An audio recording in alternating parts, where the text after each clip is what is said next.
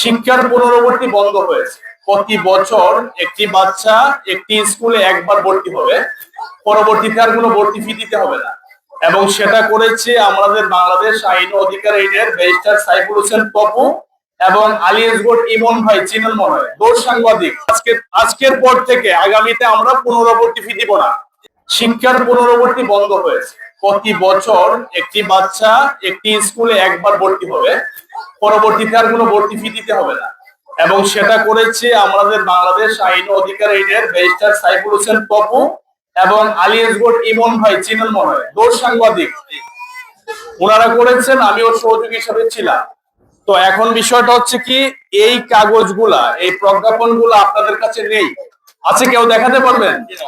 আচ্ছা, কিন্তু কোন স্কুল প্রতিষ্ঠান, সরকারি কলেজ হোক আর বেসরকারি হোক, কেউ কিন্তু দেখাবে না। ওনারা কিন্তু ভর্তি ফি নিতেই চাবে। হ্যাঁ, তাহলে এখানে আমি আরেকটু কথা বলি বোঝার জন্য।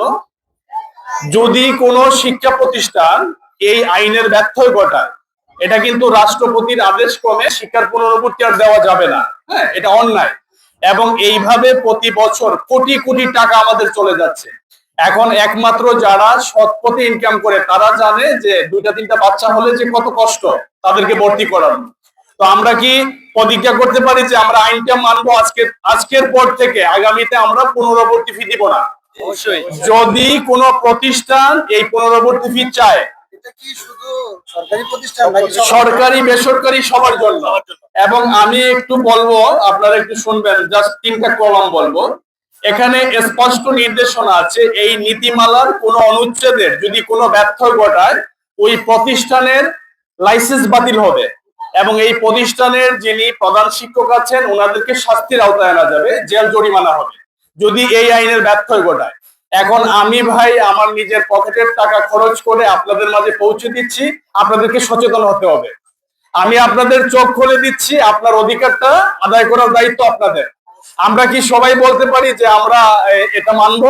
অবশ্যই। এবং এটাকে প্রচার করব।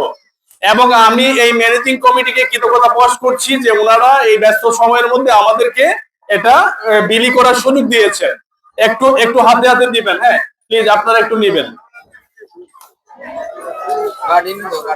আর এটাকে কিন্তু কাগজ মনে করে ফেলে দিবেন না, এটা আপনাদের খুবই প্রয়োজন। এবং যখন প্রয়োজন হবে আপনারা কিন্তু এটা 100 টাকা দিয়েও পাবেন না।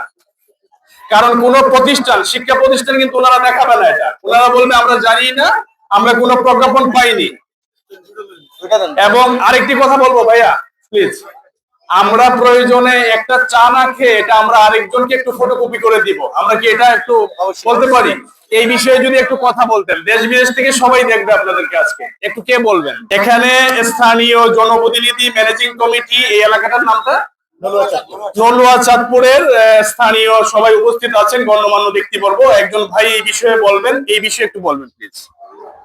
প্রথমে আমি ধন্যবাদ দিচ্ছি রায়ন ভাইকে, উনি এখানে জনসমাগম দেখে এখানে আমাদের মাঝে উপস্থিত হয়ে নিজ উদ্যোগে একটা বিষয় সবাইকে জানানোর জন্য।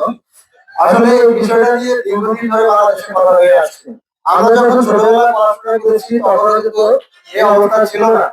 কিছুদিনের মধ্যে কিছু ব্যবসায়ী প্রতিষ্ঠান দাঁড়ালো, এর পাশাপাশি সকল প্রতিষ্ঠান এটা শুরু করে দিল। এবং আমি এই সরকার আসার পরে দেখছি এটা নিয়ে আলোচনা হচ্ছে। এবং আজকে প্রজ্ঞাপন আকারে এখানে পেয়েছি, ভাইকে অসংখ্য ধন্যবাদ। এবং শত শত মানুষের মাঝে আজকে আমরা এই বিষয়ে সচেতনতা তৈরি করতে পেরেছি। আশা করি সবাই যেহেতু জেনেছে তাদের এটা সুবিধা হবে, কারণ বাংলাদেশের বেশিরভাগ মানুষই নিম্ন মধ্যবিত্ত আয়ের ফ্যামিলি।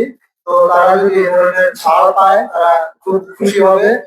এমনও পরিবার আছে যারা ঠিক মতো বাচ্চার পড়াশোনার খরচ চালাতে পারে না। আর পূর্ববর্তী তো আর একটা অন্য বিষয়।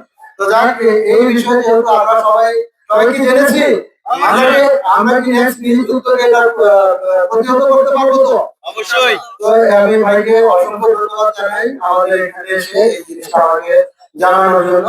ধন্যবাদ। জি জি, সবাই ভালো থাকবেন। আসসালামু আলাইকুম।